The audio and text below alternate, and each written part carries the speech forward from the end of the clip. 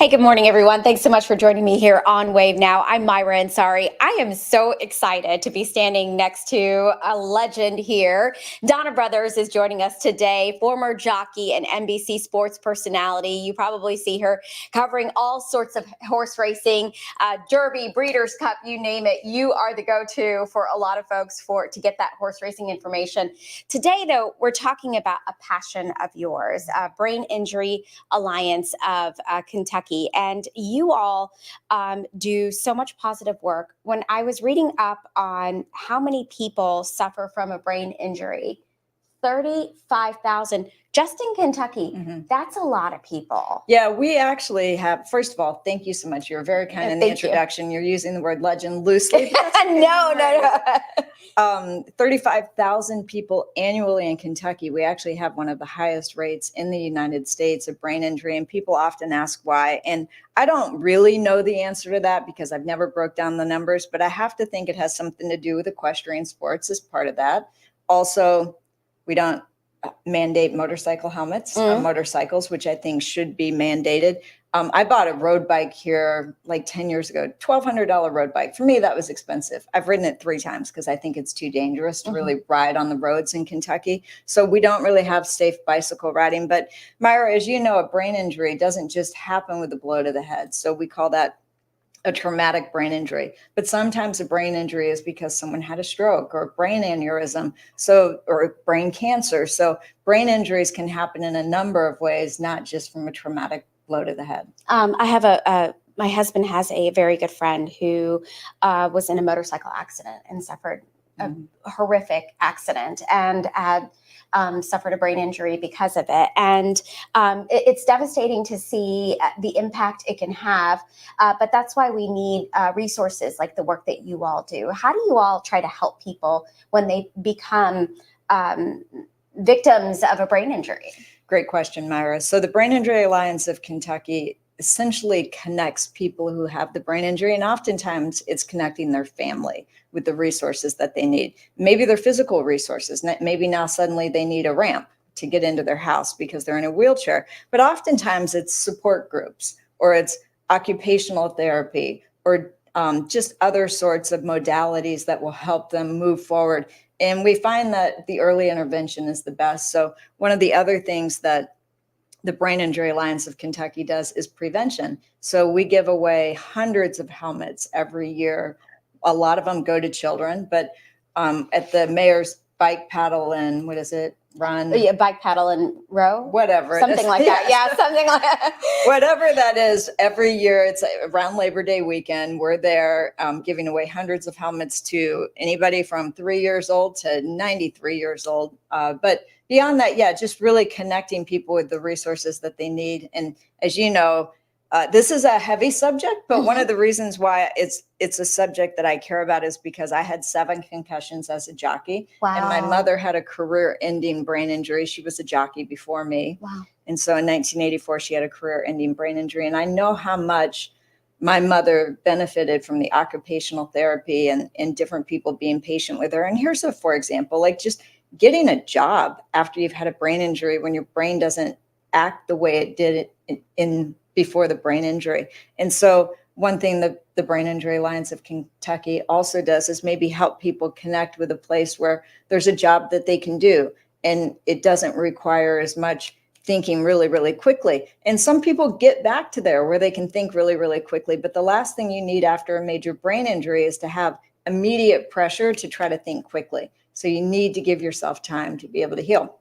But it's not all seriousness. We have the Brain Ball coming up in November, and we call it Derby in November. And it's a fun event because, you know, we really rely on the community to help support the work of the Brain Injury Alliance of Kentucky. But this is a time when all the people who are supporting the Brain Injury Alliance of Kentucky come together and have fun.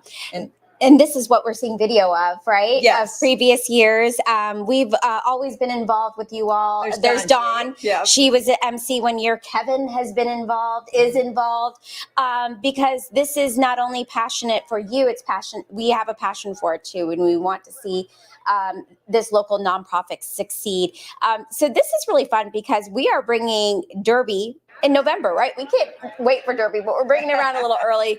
Come out in your hat, your fascinator, be the best dressed that you can be for this event. Tell us what the evening entails. Well, first of all, Derby in November. At this point, it's been 7 months since we've seen the Kentucky Derby, and 5 months before we're going to get it again. So you can dress in whatever you want. It's on a Friday, so if you come straight from work, just dress in your work clothes. Okay. I will be wearing a ball gown because I like to have fun with it. There will be women there who have the hats and fascinators, as you saw in the video. And one reason why Dawn G has always supported it is because, as you know, she's had a couple of strokes, and so she's dealt with brain injury, and she knows the work of BIAC and how well they work together with the medical community to help survivors. But this year, Mary Varga every year presents an award to the honoree that year. And this year, our honoree is going to be Officer Nick Wilt. And you've seen how far he's come. Yes. A year ago, he came to our event in a wheelchair, and now he's walking with the help of, I think, sometimes a walker or a cane. But again, that just goes back to the help that you need to get from the community. And just a reminder, Nick Wilt is our local hero who was shot on that horrible day that we experienced in the Old National Bank shooting here in downtown Louisville. He was a new police officer. I think that was his third call to action. Yes, and was shot that day. Thankfully, he survived, but with the help of the community, resources, the work that you all do, we have him, we still have him, and that's what we're grateful for, to see him there. So you're going to be honoring him. Yep. And I know that's such a special thing to see. It is special. Every year it's special because we always honor somebody who's deserving. Last year it was Steve Coward, who had a brain injury, and he's actually now on our board because he's really a proponent for the work that BIAC does. But it's also a fun event. At Derby in November, Pat Day does our invocation. So cocktails at 6:30. Then I think it's 7:15, Pat does the invocation. 7:30, we have dinner. And then the live auction is the fun part because America's chief entertaining officer, Tim Laird, is our MC. And then that's when Kevin Harned gets up there. And Tim and Kevin are a dynamic duo, and they help raise money from the audience. And we have some amazing live auction items. But even before we get to that, we have something that people can purchase a chance to win right now. Okay. If they go to the website, which all right, you have so pulled up. That's what I have pulled up. We're at the Brain Ball. So just before we get to that, Donna, if people want to get tickets for the Brain Ball, all you have to do is go to the Brain Injury Alliance of Kentucky, their website. And I have posted a link on this stream. So all you have to do is click on that link. You're going to go to purchase tickets. And this is where you're going to get the save the date for all the information. So the Brain Ball is happening Friday, November 15th at the Olmsted. Beautiful venue off of Frankfort Avenue. So this is where people can buy tickets for this event. And it starts on Friday, right after, if most of you, as Donna had mentioned, getting off of work, come straight over. It's going to be a fun night. Let's talk about what the evening is going to entail too. Well, it is a fun night. So yes, we start with cocktails at 6:30. Jefferson's Bourbon has become our bourbon sponsor this year. So Tim Laird has created a signature drink. It's an old fashioned, and it's I guess with homage to the holidays. It's got a little bit of a maple spice to it. This, old fashioned that he created. I tasted it the other day, and it was delicious. So we look forward to having that. But yeah, we have a little bit of a cocktail hour, and then move into the ballroom and have dinner. And it's not all, it definitely a heavy subject that we're there for, but we're there having fun. Yeah. And a lot of people come back annually, and the people who come back annually come because it's such a fun event. The one thing that I love about the Olmsted is parking, because so many of these things you go to, you're like, where do I park? And valet parking takes forever to get your car after the event, and the Olmsted has great parking. So I do love that. I'm a little bit biased towards the Olmsted. But the other great thing that people could do right now, let's say that they can't attend the event for whatever reason, but they love bourbon. We have a very unique raffle this year. Okay. You can click on that. I'm going to go back to the website, and Donna, walk me through where folks need to go for this information. So on the left side, if you click on the ultimate experience. Right here. That's correct. Okay. So you can buy a raffle ticket for $100. We're only selling 1,000 of them to win a fireside chat and tasting with Julian Van Winkle III. And as you scroll down, you can see it's not just a fireside chat and tasting. You also have a tasting of the Pappy Flight for Six, a signed bottle that's personalized just for you, with a hand-inscribed calligraphy label with the winner's name, a private tour. You can see all the things that you get there. And also transportation is provided by Mint Julep Experiences. That's $100. That's cool. And it's truly priceless. If you love bourbon, let's just say you don't love bourbon, but you know somebody who does, buy them a ticket. It's a nice present. That is a nice gift. Absolutely. And it's Pappy. And we know how folks are super crazy about that as well. Exactly. So this is taking place. This is something you can purchase in advance, right? Yep. And this is money that's going to be going back into the work that you all do. Correct. Julian Van Winkle was kind enough to donate this entire package. So we didn't pay anything for it. And again, we only sell up to 1,000 tickets. So we have the potential to raise $100,000 for the Brain Injury Alliance of Kentucky, but we won't sell more than that. And so you have a good chance to win if you buy the ticket, and you can buy more than one ticket, of course. But the other thing too, by the way, that I love about the event, my poor husband ends up going every year and surrounded by women, because it's a time for me to get together with all my girlfriends, my sister, my mom comes. So we have a table of 10, and I think 8 of them are women. And then my husband, I think Pat Day is going to sit at our table, because I wanted my husband to be able to have one man at a table. So it's a really good evening, opportunity to get together with friends and family, especially because the holidays come up and we don't get to see people. Or when we do get to see people, it's just too many people at one time to visit. So it's a really nice opportunity to do that. Okay, so if you go to a BIAC's website, the Brain Injury Alliance of Kentucky, if you go through their website, you'll be able to get information on this Ultimate Bourbon experience too. Tickets for the Brain Ball, how much are they, Donna? They're still available, so people can purchase those as well. Yes, so that's the link right above this, where it says, purchase tickets. Okay. The one right below that, right there. And there we go. There you go. Okay. So the tickets are $250 a piece. And remember, most of that just goes towards a donation, but the food at the Olmsted is great. Mm-hmm. We did a tasting about a month ago where we sat down and tasted different meals that the chefs had prepared and we got to choose which ones we want. Mm-hmm. And it's been delicious every single year. So the chefs do a great job there. And so it's not one of those events where you go like, well, I'm going to have to eat before I go, which I do all the time. The food is good, and I don't eat before I go. I eat when I'm there. So that the ticket itself is $250. And again, you're supporting a really good cause. But then after the event, around 9 o'clock, we try to keep it going at a pretty fast pace. Then DJ, I think his name is John Q, or DJ, it's on the website. It's on the website. All I know is he's great. We had him a couple of years ago for the Brain Injury Alliance of Kentucky Run, Walk, and Roll. And I asked our event planners, Splendid Events are our event planners, and that's Lauren and Pamela Broadus, and they do such a tremendous job. And I asked them if there was a chance we could get him again, and we keep getting him back time and time again, because he's really good at playing the music that he reads the crowd really well. Mm-hmm. And so he plays the music that sort of gets the crowd going. And you don't have to stay for the after party, but if you want to come party, then come stay. What's your goal for money raised for the night? And then also talk to me how that money raised goes back into your mission and what you do. That's a great question. So we try to raise at least $50,000 every year, because it costs quite a bit of money to put the event on. So I think one thing that people don't really understand is the reason why not everybody does these events is because the event will cost us somewhere around $20,000 to put on. So we need to be able to raise over that about $50,000 to offset the expenses and make it worthwhile. And so the Van Winkle raffle really helps with that, because that's money that we didn't have to spend, but we get to raise that money.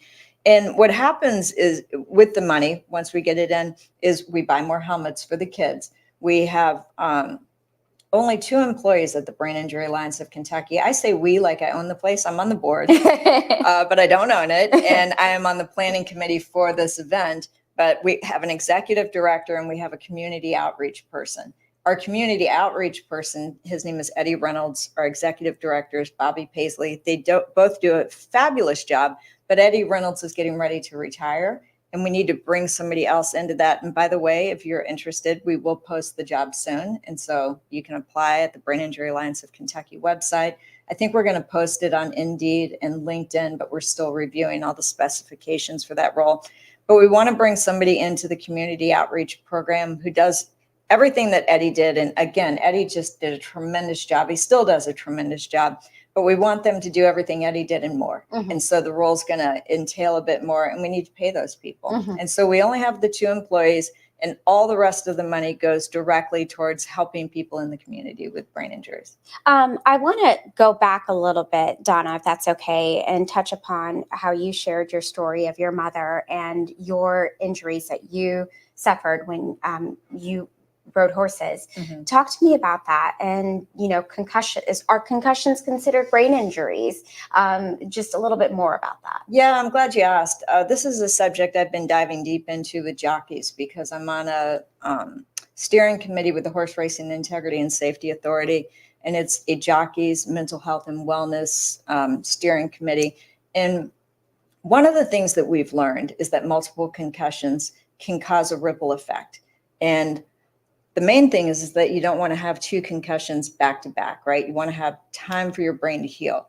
So when I was a jockey, I had 7 concussions, and I think maybe only one of those was medically diagnosed. So why do I say I had a concussion, and how do we decide it was a concussion?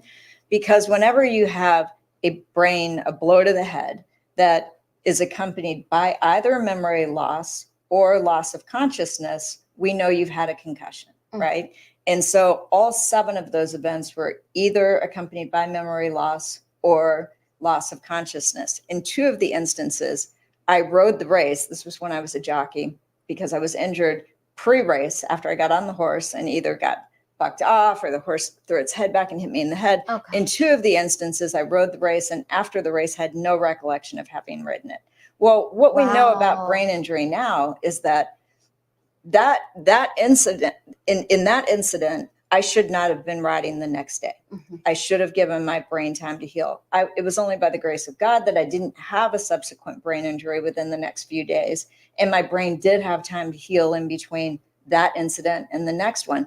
But we know now, because we've got so much more research, that we really need to give the brain time to heal. And the Horse Racing Integrity and Safety Authority and the Jockeys Guild of America is now working really hard they've established baseline levels all around the United States in the jocks rooms. And so they have jockeys take tests when they come into the jocks room. And if they have a brain injury that, again, is either loss of consciousness or loss of memory, then they have to take a test again and see how they do. And they don't get to go back to action, back on the field, as we say, until they get back to baseline.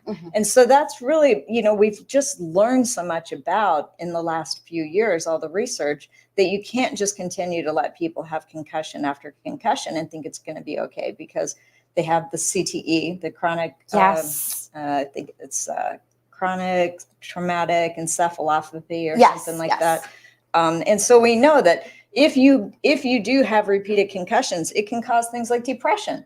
It can cause things like psychiatric episodes. So we know that brain injury is something that we really need to focus on, and that it is very important to the state of your mental health in the long run. It's interesting that you bring this up and sharing this, because Donna, I was just listening to a podcast about brain injury and CTE, talking about, for parents out there, if your kids are in any sort of athletics, where football or soccer or whatever it may be, just this sort of research and understanding brain injury is so important. And sometimes, do you see the impact of a brain injury right away, or sometimes does it take some time? Right. And it can be both, right? Like, so sometimes, luckily for me, every time I had a concussion, I saw the impacts of it right away. I either had one of those 2 things, loss of consciousness or loss of memory. But I had a friend recently, about 3 months ago, who got hit by a car, and she was walking across the street. She jumped up. She felt like she was fine. And 2 days later, she has a brain bleed in her house. Oh, my goodness. Her mother came over because she wasn't answering the phone, and she was unconscious, and there was blood on the floor. And it's really important, even if you think that it's not like, oh, it's no big deal, I'm fine, you really need to monitor that situation for the next 48 hours, because sometimes there is a brain bleed that's happening and we don't even know it. And so, yeah, we really have to pay attention to it. The other thing that we've learned, and this really applies to jockeys, but I think also applies to people who have children, is that there is a very big link between mental health and nutrition. So that gut-brain connection is real. And I think everybody understands that we have billions of cells that die off every day, right? Mm-hmm. What they don't seem to also link into there is that we rebuild those cells with what we put into our body, namely food. And our body doesn't know what processed food is. It doesn't know what to do with it. And so if we give our body really good quality whole foods, our body goes, oh, I know what to do with that. I can build a full, really good cell out of that. Whereas if you're just eating processed food, or if you have a lot of processed food, you are rebuilding cells, but they're a little faulty. They're not great cells. And so I think that is also part of the CTE prevention part, is to make sure that that nutrition component is there to rebuild damaged cells properly. Gotcha. Okay. Donna, what else am I not asking about the work that you all do at the Brain Injury Alliance of Kentucky and the Brain Ball that you want folks to know about? I think it's such a heavy subject. The only thing I want people to know at this point is that we actually do have fun at the Brain Ball. Yeah. We've talked about that. And so I think we need to shift to, you're not going to come to the Brain Ball and hear all sorts of sad stories. You're going to come to the Brain Ball and you're going to see stories of inspiration, like Officer Nick Wilt, who's gone from, is he going to make it, to he's in a wheelchair, to now he's walking. And Mary Varga, who's been a huge inspiration to people. She had a stroke maybe 20 years ago. And her family, the Varga family, has really supported BIAC and the work that they do because of Mary Varga and how far she's come. And so I think that you just need to know that you're going to come and have fun. You say heavy subject, but heavy subjects also need heavy lifting. And that's where we need the community to step up, get a ticket for the Brain Ball, find ways to support them, because we need this investment in our community to help those that are going through this really tough time. Well, and speaking of that, it's become harder and harder for every nonprofit and every fundraising activity to get sponsorship dollars. So for whatever reason, corporations are just tightening their belt. And so it really requires support from the community these days. Like, we really need to understand that we are a village and it takes a village, and we've got to support each other. And a lot of times folks don't know about these organizations until they're in that really tough position. They're either in it or they have a loved one in it. And they're like, okay, where do I go? What do I do? This is so overwhelming and so difficult to do on my own. And the beauty of it is that you don't have to do it on your own. And BIAC works with Norton Hospital. They work with U of L Health. And so when Norton has somebody or U of L Health has somebody, they call BIAC and say, hey, can you come visit this person, and send them in the right direction, because they are very busy with emergencies in their situation. And so BIAC steps in to sort of fill that gap. Well, thank you for the work that you do. Well, you're welcome. Thank you for letting me come on and talk about it. Absolutely. So folks, get a ticket for the Brain Ball. It's coming up on November 15th at the Olmsted. This is the 22nd year they've been doing this, so they know what they're doing. It's going to be a fun night, as Donna mentioned. And again, a link to purchase a ticket is here on this stream. So please support the Brain Injury Alliance of Kentucky. I'm Myra Ansari with Donna Brothers. I hope you have a great day.